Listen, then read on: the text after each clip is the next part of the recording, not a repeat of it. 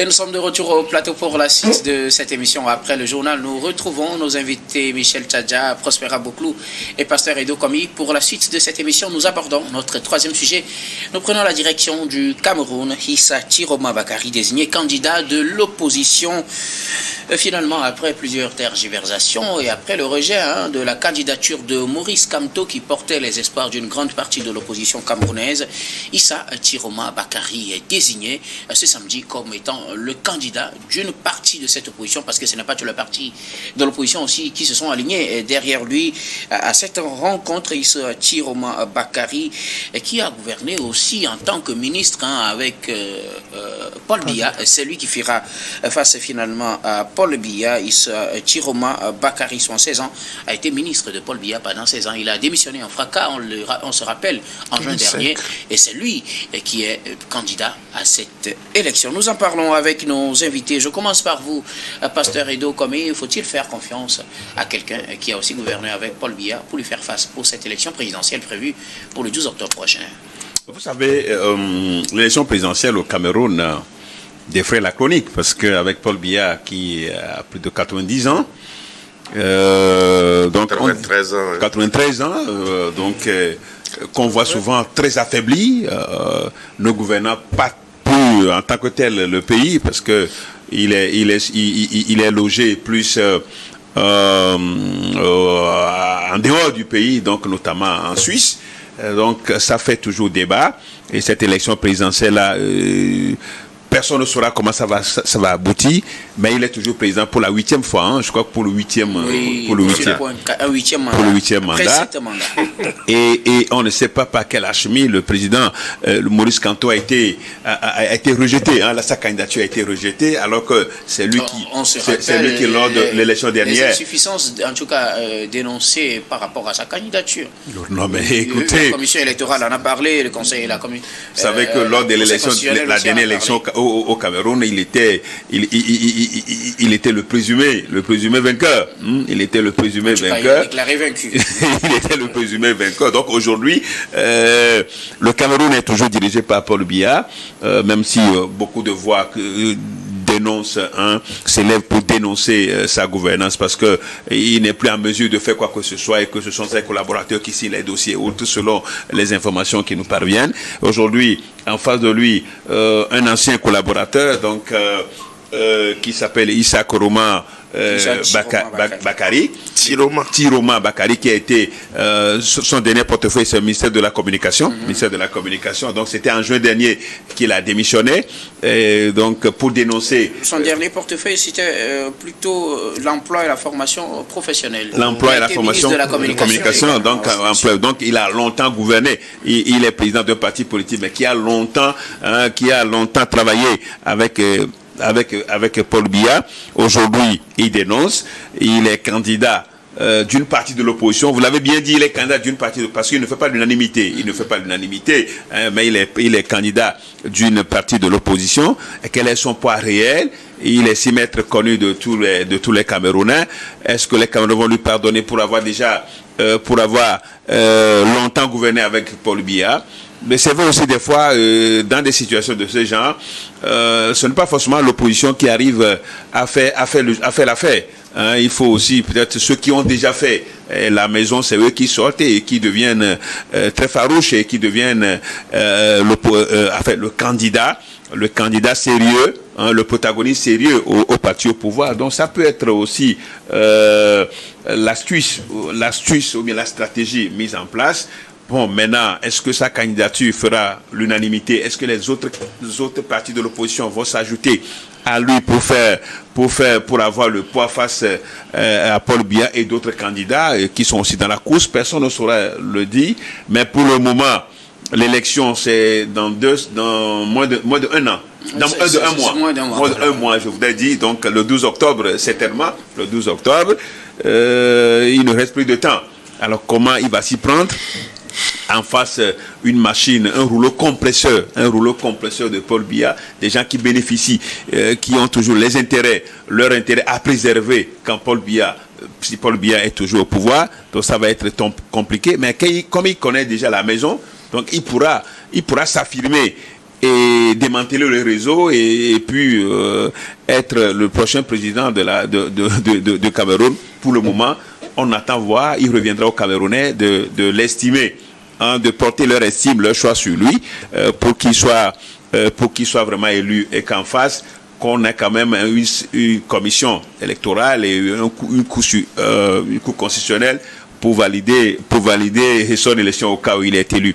Mais moi, je vois quand même que au Cameroun, c'est souvent les vieux, les personnes âgées qui aspirent à des postes de responsabilité au Cameroun. Puisque vous prenez le Sénat, l'Assemblée nationale, c'est des gens qui ont déjà plus de 80 ans.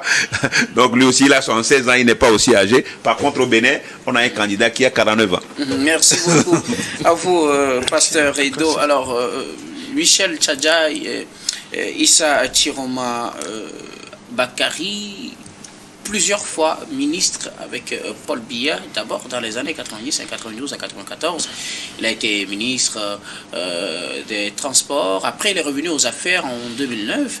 Et de là jusqu'en 2025, il est resté au gouvernement en tant que d'abord ministre de la Communication, puis finalement ministre de l'Emploi et de la Formation professionnelle. C'est quelqu'un qui connaît bien les rouages, quelqu'un qui connaît bien Paul Biya et le système en place, mais c'est lui aussi qu'on choisit comme candidat pour une partie de l'opposition. Est-ce que c'est le meilleur casting selon vous?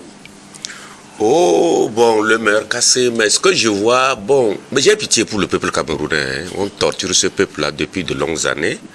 Bon, sans que personne ne trouve... les Camerounais nous ne sommes pas aussi ça. Oui, bon, quand vous voyez leur président, vous voyez comment la politique, ça se passe là-bas, vous allez vous rendre compte que c'est le peuple qui en pâtit. Vous avez vu comment les Camerounais s'en prennent à leurs autorités quand elles sont en Europe, aux États-Unis, tout ça là. Vous allez avoir une idée.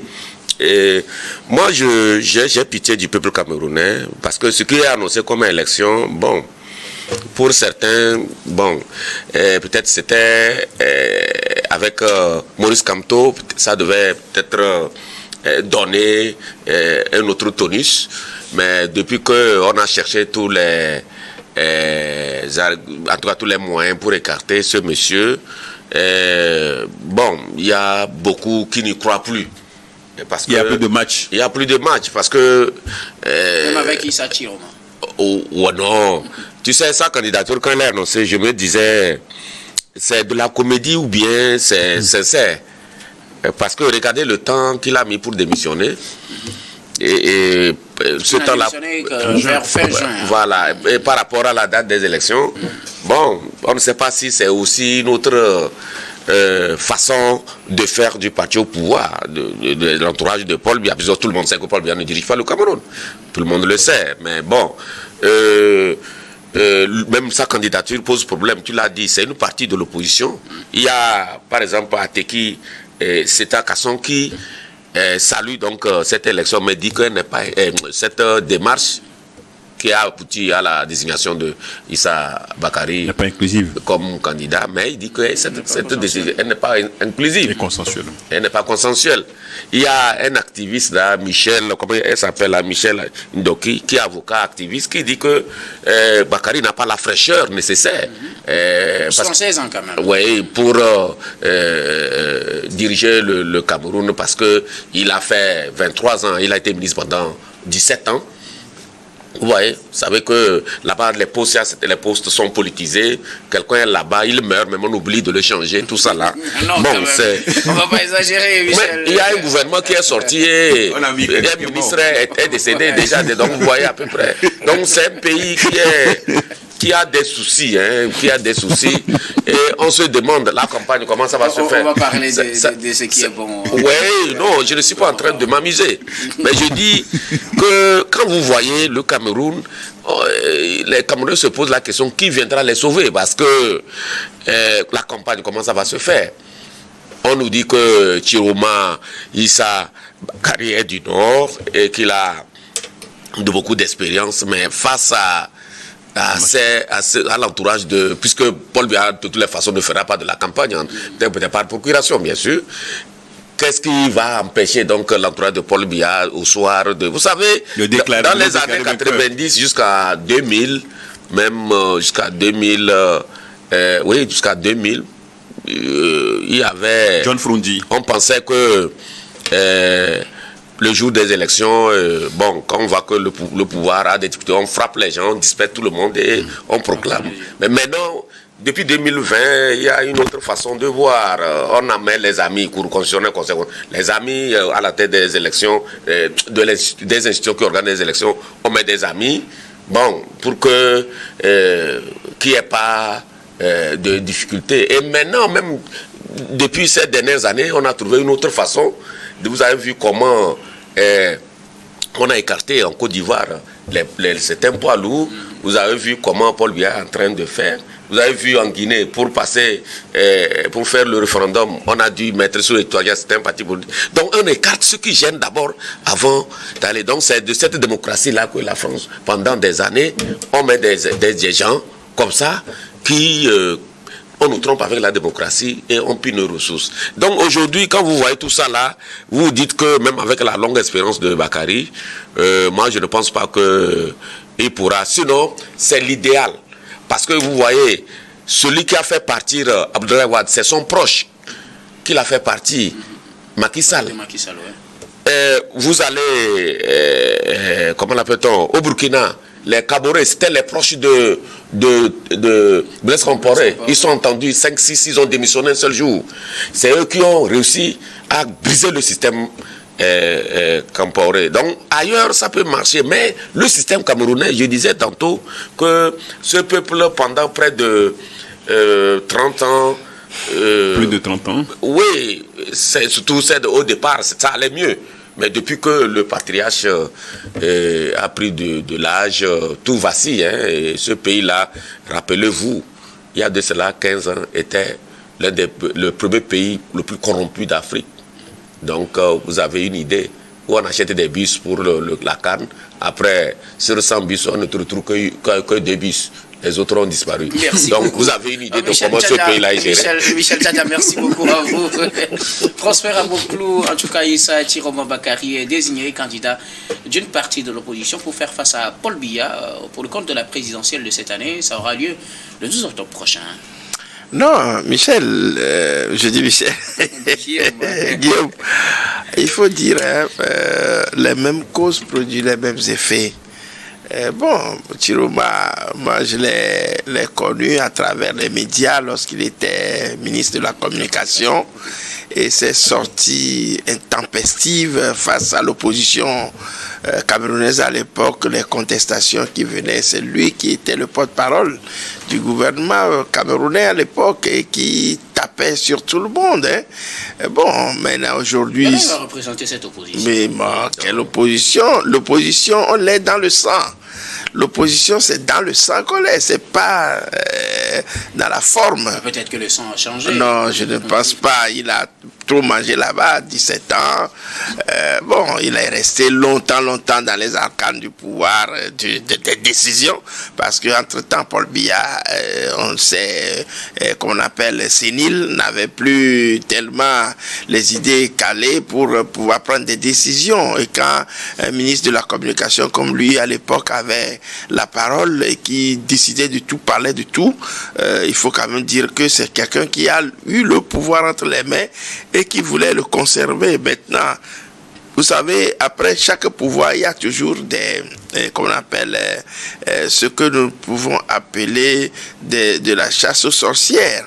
Après le départ d'un régime, on a souvent la tendance d'avoir, de commettre cette chasse aux sorcières. Donc je pense que Paul Biya et tout son clan se sont dit, mais il faut fabriquer une opposition et mettre Chiroma dedans. Si Chiroma a pu démissionner seulement en 2025, ça veut dire tout simplement que tout a été fignolé, savamment fait, pour que ce dernier représente une opposition fabriquée. Bon, qu'est-ce que Chiroma, Issa Chiroma Bakary reproche aujourd'hui au pouvoir, au régime Paul Biya, dont il n'est pas lui-même Voilà, qu'est-ce qu'il reproche? Il n'a qu'à me le dire. Pendant 17 ans, pendant longtemps, vous êtes resté au gouvernement.